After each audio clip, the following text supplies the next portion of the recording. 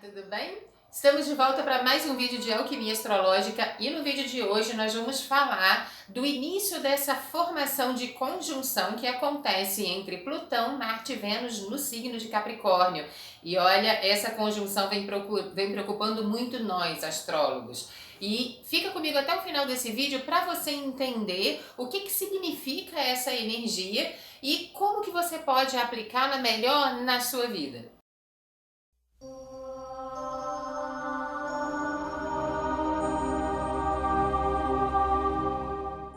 Se você está chegando agora aqui no canal, meu nome é Yara Portes, eu sou diretora aqui do Instituto Dharma, astróloga, taróloga e professora de yoga e meditação.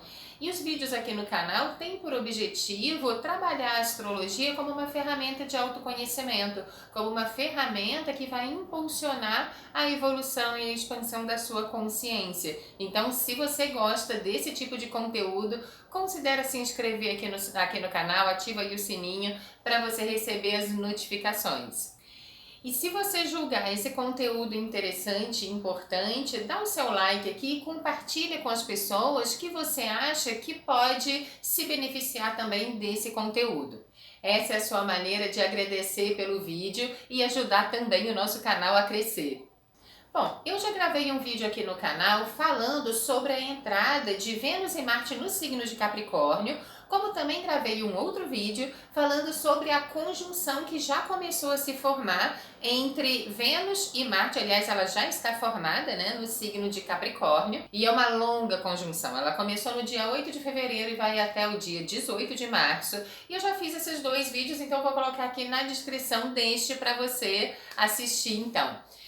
Mas hoje eu quero falar desse encontro bombástico entre Marte, Vênus e Plutão no signo de Capricórnio. Bom, essa formação de conjunção entre Marte e Plutão começa no dia 26 de fevereiro e vai até o dia 6 de março.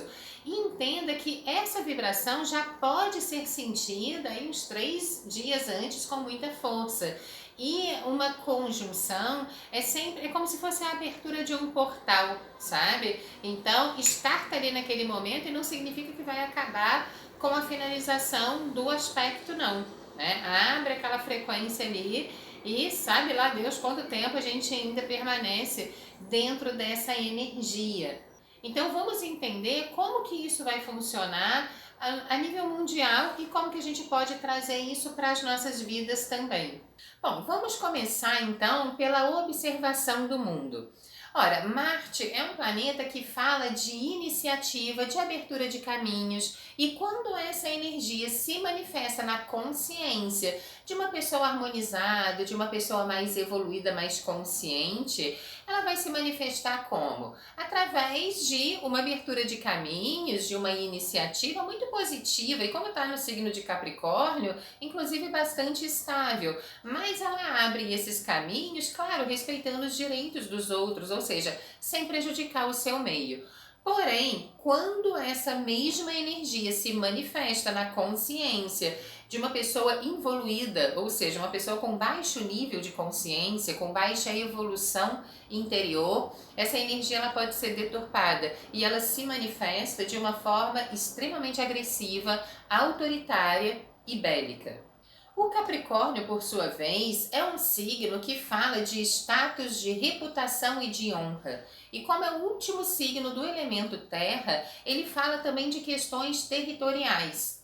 E o Plutão é um planeta que todos conhecem como o planeta da morte, né? Da finalização de ciclo. Então, quando ele se manifesta numa consciência positiva, né? Ou seja, uma pessoa com alto nível de consciência, ele vai trazer um aprofundamento para uma transmutação interna, ou seja, eliminando, matando tudo aquilo que impede a evolução, o crescimento, né? E transmutando isso e fazendo com que a pessoa ressurja como uma fênix, sabe? Então, ou seja, chega no fundo do poço, mas extrai toda aquela...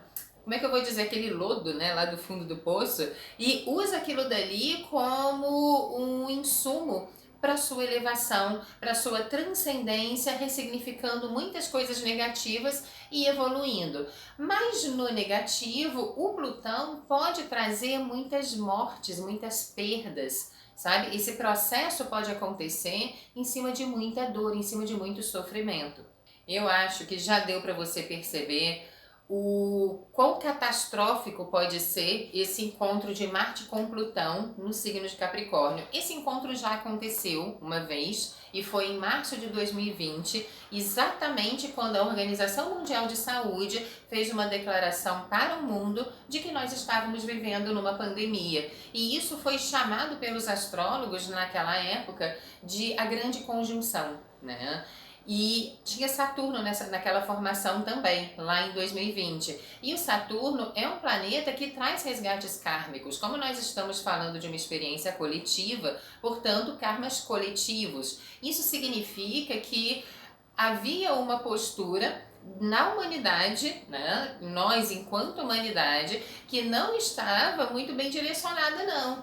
E aí, o que o universo teve que fazer? Colocar a gente confinado. Saturno também fala de isolamento, ele traz esse lugar de isolamento, e o Plutão também.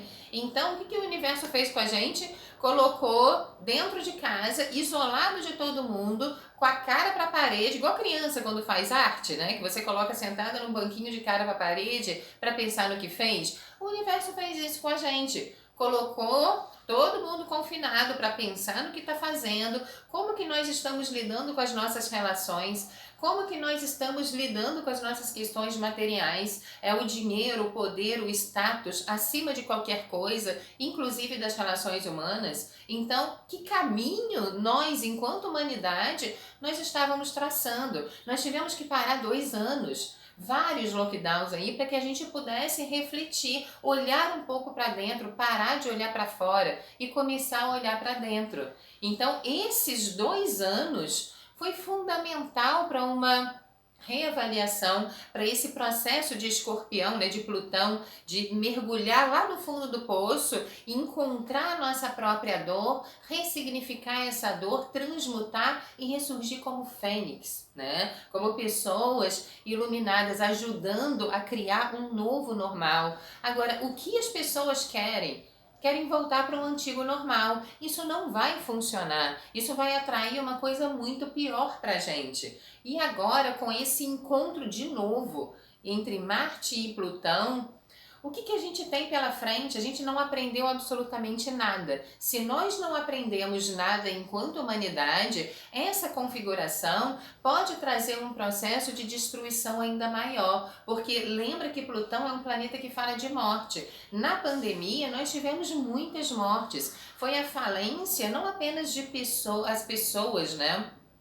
Com relação à saúde, ou seja, mortes, vidas que se perderam nessa pandemia, mas também a falência econômica, a falência social, a falência profissional, a falência das nossas relações, ou seja, tudo faliu nesse processo da pandemia. Mas para quê? Para a gente ressignificar e trabalhar isso de uma forma positiva. Se a gente não aprendeu nada com isso enquanto humanidade, a gente pode atrair agora uma falência ainda pior. E o que se configura, infelizmente, o que a gente tem visto aí? Um cenário de guerra. Então, essa guerra entre Rússia e Ucrânia não é uma guerra que pode ficar isolada só ali naquele território, não. Gente, nós estamos falando de uma potência como Rússia, né? Isso daí pode trazer uma guerra nuclear. Nós poderíamos passar sem essa? Sim, nós poderíamos, se nós tivéssemos aprendido a lição na pandemia. Mas como muitas pessoas fizeram a vista grossa, né, e quer continuar o antigo normal e não criar um novo normal, é isso que a gente vai atrair para a nossa experiência agora. Eu tenho muita esperança que Vênus, fazendo parte dessa formação, que ainda haja um caminho diplomático, que ainda haja um acordo, porque Vênus, no seu lado positivo, ela fala de acordos, ela fala de intermediação. Então, será que precisa estourar essa guerra para então haver um acordo de paz? Né? É uma coisa que, assim, eu espero que realmente aconteça, que venha esse acordo de paz e que acabe com essa guerra. Mas no lado negativo, nós sabemos que Vênus também rege questões materiais e muitos interesses materiais por trás, né? Pode fomentar ainda mais essa guerra. Aí você pode me falar, Yara, eu não sou ninguém para evitar uma guerra. Eu sou uma única célula nesse corpo aqui da humanidade. O que eu posso fazer, né? Mas entenda que uma única célula no corpo, quando ela começa a se rebelar, ela pode se transformar num câncer e ela pode matar todo o organismo. Agora, uma única célula saudável, harmônica, né, ela consegue trabalhar sobre a manutenção da saúde daquele corpo. Então, isso nos convida a refletir que tipo de célula nós estamos sendo nesse corpo, nesse grande corpo que é a humanidade. E aí, nesse ponto do vídeo, eu quero compartilhar com você uma mensagem, uma reflexão que eu acho linda, uma reflexão Rosa Cruz, e o título é Eu sou responsável pela guerra e pela paz, de Ralph Lewis. E o texto fala o seguinte: eu sou responsável pela guerra quando orgulhosamente faço uso da minha inteligência para prejudicar o meu semelhante. Quando menosprezo as opiniões alheias que diferem das minhas próprias. Sou responsável pela guerra quando desrespeito os direitos alheios. Quando cobiço aquilo que uma pessoa conseguiu honestamente. Quando abuso da minha superioridade de posição, privando outros de sua oportunidade para progredir. Eu sou responsável pela guerra se considero apenas a mim próprio e aos meus parentes e a minha raça como pessoas privilegiadas. Eu sou responsável pela guerra quando me concedo o direito de monopolizar recursos naturais. Eu sou responsável pela guerra se acredito que outras pessoas devem pensar e viver da mesma maneira que eu. Eu sou responsável pela guerra quando penso que sucesso na vida depende exclusivamente do poder, da fama, da riqueza e do status. Eu sou responsável pela guerra quando penso que a mente das pessoas deve ser dominada pela força e não educadas pela razão. Eu sou responsável pela guerra se acredito que o Deus da minha concepção é aquele que os outros devem também acreditar. Eu sou responsável pela guerra quando penso que o país em que nasce o indivíduo deve ser necessariamente o lugar onde ele tem de viver. Mas eu também sou responsável pela paz. Eu sou responsável pela paz se direciono corretamente e construtivamente os poderes da minha mente. Eu sou responsável pela paz se concedo ao meu semelhante o direito pleno de se expressar de acordo com o seu próprio entendimento das verdades da vida. Eu sou responsável pela paz se reconheço que os meus direitos cessam quando se iniciam os direitos de outros e aceito isso como um mínimo indispensável de disciplina. Eu sou responsável pela paz se faço uso dos poderes interiores para criar as minhas próprias oportunidades. Eu sou responsável pela paz se consigo promover a evolução dos que me cercam, sem considerar ameaçada a minha própria posição, e entendo que essa é a maior fonte de sucesso na vida. Eu sou responsável pela paz se compreendo que as leis divinas diferem das criadas pelos homens e que nenhum direito divino especial é concedido a alguém unicamente por seu berço. Eu sou responsável pela paz se reconheço que os recursos naturais devem servir indistintamente a todas as formas de vida e que não me cabe direitos exclusivos sobre eles. Eu sou responsável pela paz se compreendo que nada é mais livre do que o pensamento e que o pensamento construtivo transforma o homem, direcionando sua verdadeira meta. Eu sou responsável pela paz quando sinto que toda a felicidade depende do simples fato de existir, de estar de bem com a vida, se percebo que todo ser humano pode vir a ser um grande amigo quando convencido pela argumentação sincera. Eu sou responsável pela paz se considero que a alma de Deus adquire personalidade no homem e que este só pode conceber Deus a partir da sua própria percepção de divindade. Eu sou responsável pela paz se reconheço a mim e ao meu semelhante como partes integrantes do universo e que a cada um cabe a busca do lugar onde melhor possa servir.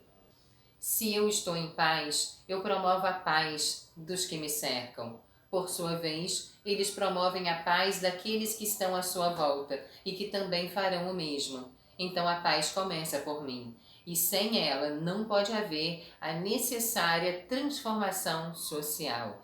Gente, esse credo, essa mensagem, é uma das coisas mais profundas, mais lindas, e nós precisamos refletir sobre isso. Eu vou deixar aqui na descrição desse vídeo um link pro vídeo dessa mensagem, que é uma mensagem belíssima, tá? Toda ilustrada, e ali também tem o texto dessa mensagem.